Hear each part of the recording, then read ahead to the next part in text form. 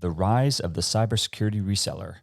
What does this mean for MSPs? We'll discuss that question on today's MSP Zone. You're entering the MSP Zone, a podcast for the managed services community, covering news, analysis, and interviews from around the globe. Elevate your MSP game by staying in the MSP Zone. And now, your host, Charles Weaver.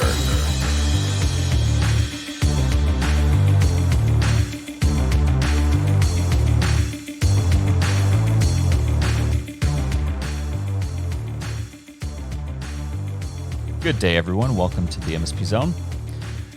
Today, we are talking about a business model that sounds new, but it's actually an old business model. It's been around for a while, and it's coming back around, and it has potential significant impact on the managed services profession worldwide.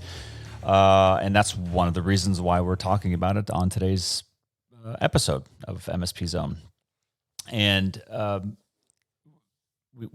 I call this the cybersecurity reseller. I don't know if it has an official name out there, if people call it something different. I call them cybersecurity resellers. But they have a really strong connection to VARs, or value-added resellers, from many years ago. And they're coming back, and the business model is coming back, and it's worth talking about. And we're going to try to make this, a non-judgmental case study, but it is something that we need to talk about because it is potentially blurring some lines and distinctions between service provider and non-service provider, and those things are always important and relevant for us to have as a community discussion, and that's exactly what we intend to do. Cybersecurity resellers, what do they mean? What does the definition mean? We're going to talk about what that is. We're going to talk about, are they the same as VARs? Are they a different or hybrid upgrade model from VARs? And what types of services do these cybersecurity resellers actually provide? What are they reselling? What are they delivering on their own?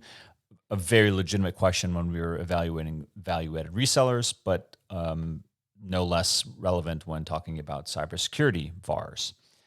And we're going to talk about the distinctions between the two. We're going to talk about what impact, if any, this cybersecurity reseller community might have or is having on the professional managed services community. And I think that it is having an impact. I think that it has the potential to have even bigger impact. Some of it good, some of it not good. And I think both are fair game for us to discuss. And let's jump right in. So what is the difference between a traditional VAR and a cybersecurity reseller? Well, let's start with the VAR. That's an easy one. The business model of the traditional reseller, 20 years ago, again, was take a piece of hardware or software. And some had they were reselling everything, right? The kitchen sink was their playground. They could have security devices and software, storage, infrastructure, networking, servers, desktops, laptops, mobile devices, everything was fair game for VARs back then. And what they would do is they would simply sell those products to customers, and then generally speaking, they would add some professional services on top of it. In most of the cases, not all, but in most of the cases, those VARs had a business model that involved installation and implementation of the object being resold. So if it was a server, they would sell the server, and then they would stand up the server, get it running, and then boom, they turn it over to the customer and they walk away. Now, maybe if the customer says, hey, 6 months later, the RAID drive failed, we need a new one, they'd come back to the reseller. The reseller would fix it and swap it out and upgrade the equipment and send them a bill, and then leave again. And this would rinse and repeat, and that was the business model of the prototypical VAR. And we all know now, that was one of the reasons, the significant and a valid reason for VARs to say, this is not a good lifestyle. This is not a good business model. We would rather have something more predictable. Managed services ended up being that perfect match. And that's why you saw a lot of VARs transition into managed service providers. And to some extent, you still see that happening. That migration is happening still, although on a smaller level. Many, many, many thousands of VARs migrated to MSPs over the years. And, it's tapering off just because there's not that many VARs left. What does that mean for cybersecurity resellers? Well, just as I have not seen new tech companies start up in the last 10 years with the express purpose of being a VAR. I'm sure one or two exists, but honestly, I don't see it happening a lot. Nobody says, I want to start a business in 2021 and I want to be a VAR. You just don't do it. But as with many things, and I don't think that this has anything to do with I can't say why this is happening, but it is happening. And the cybersecurity reseller is a VAR in many ways. And what is the business model of a cybersecurity reseller? Well, it's fairly common or fairly similar to a VAR in that they are reselling, almost as the name would apply, specific cybersecurity tools. Now, these could be services. It could be SOC as a service. It could be a SIM product. It could be an XDR type of product. It could be a firewall. It could be a dark web monitoring service. It could be some sort of some sort of cybersecurity service or product, meaning a software, and almost always it's a SaaS platform, which makes it very easy for them to resell. And I understand why. And so if we call them cybersecurity VARs, maybe that would be more of an accurate nomenclature for them. But the question really becomes, what is the professional service that they're offering? And the question really becomes, what is the relevance of the cybersecurity reseller to the MSP? Well, first of all, are these cybersecurity resellers MSPs themselves? And I think we have to ask that question. And my answer today in mid-2021 would be no. Almost never do I see now again, what they call themselves may be very different. They almost always call themselves some sort of cybersecurity professional company. All right, consulting, cybersecurity services. They're very generic. They're not specific to managed services at all. In fact, they're almost always just leading with cybersecurity. That's like blaring across their website. They will typically they'll throw in things like AI, anything that sounds cutting edge. And I get it's a marketing ploy, but I'm just expressing to you what I'm seeing across the landscape. But are they doing any managed services? Very rarely.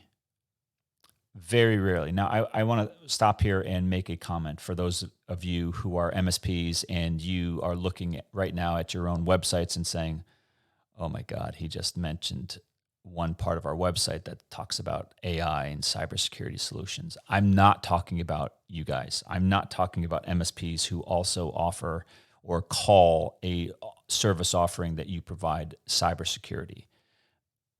Totally different. What I am talking about is a company whose primary revenue model is to resell a SaaS or another provider's cybersecurity offering to customers with very little, if any, professional services involved, other than they're providing a billing service. They're providing a first level at best, a first level of customer support, and maybe some preliminary onboarding and setup. But in almost all these cases, the software is plug and play to begin with. So what professional, setup services are they really providing? Maybe some migration services. Maybe. I'm not buying that even. Most of the stuff is just pure garden variety reseller with no real managed services involved.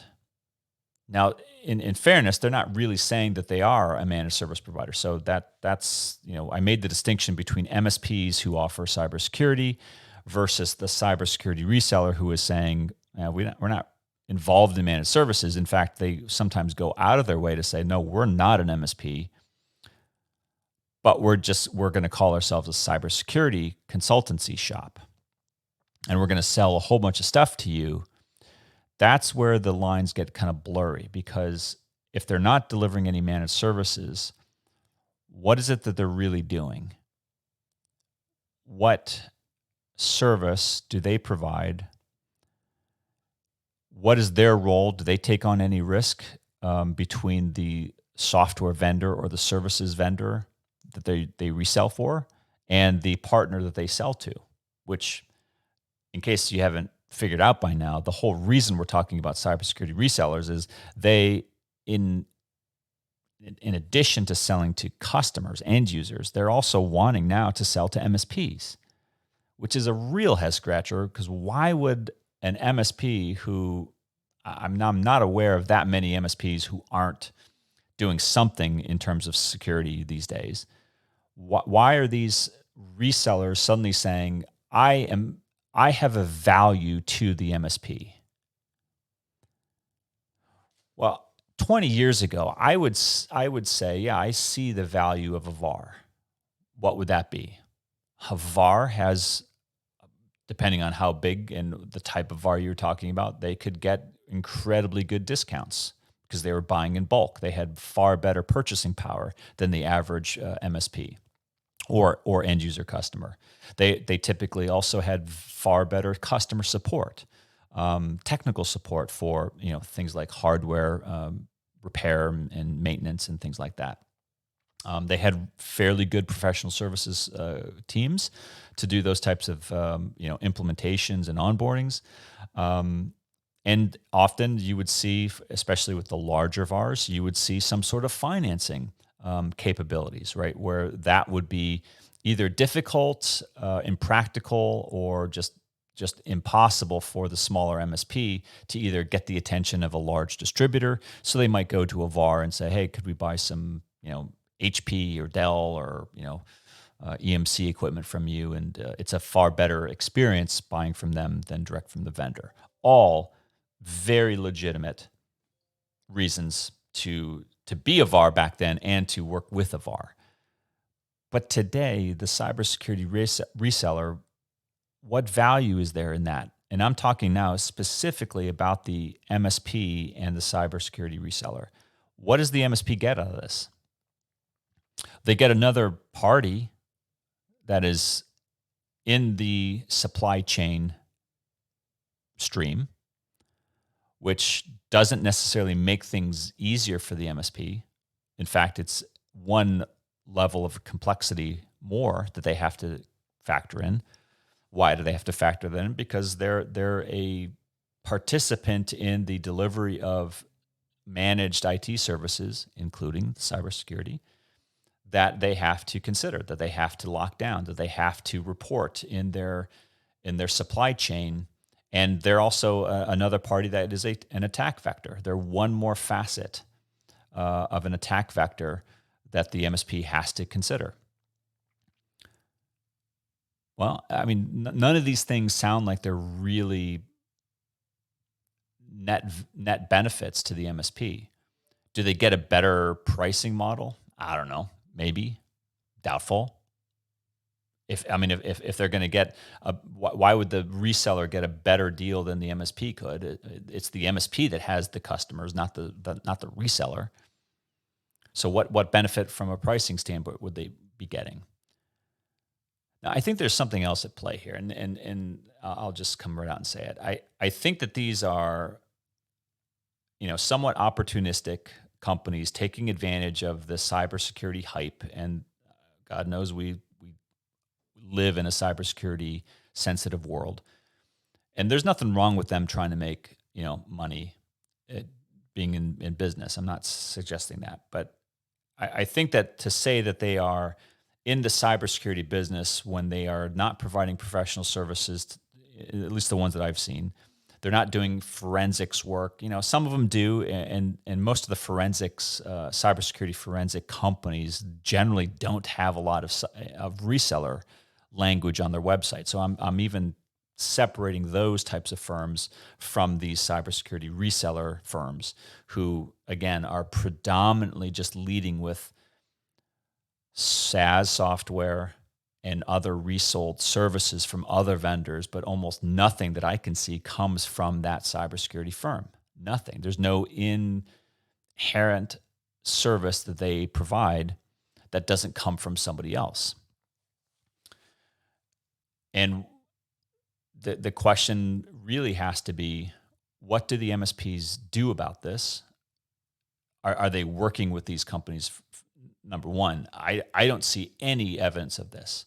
The whole reason that you're even hearing us here in the MSP zone talking about this is because these cybersecurity companies are coming to us saying, well, we want to sell to MSPs. To which the very first question is, why? And the next question is, why would an MSP want to do business with you? They could go directly to the vendors. They can go directly to the SIM as a service, the SOC as a service vendor. They could go directly to the software author or vendor and buy from them, especially if it's SaaS. It's incredibly easy to develop these relationships. Now, there's something else. Absent a valid professional services offering, these cybersecurity resellers are largely unaware of the workings of the channel. They just don't understand it. They may be very good business people, but they don't understand the IT channel.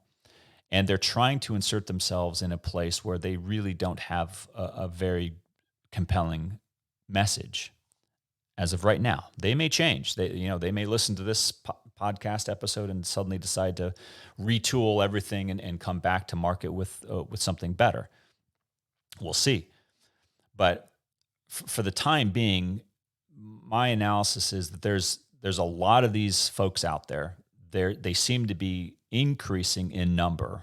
So there's more and more people developing these types of strictly reseller business models. And I think that we need to be aware of it, if only just to be aware of it and to understand what role they play in this ecosystem.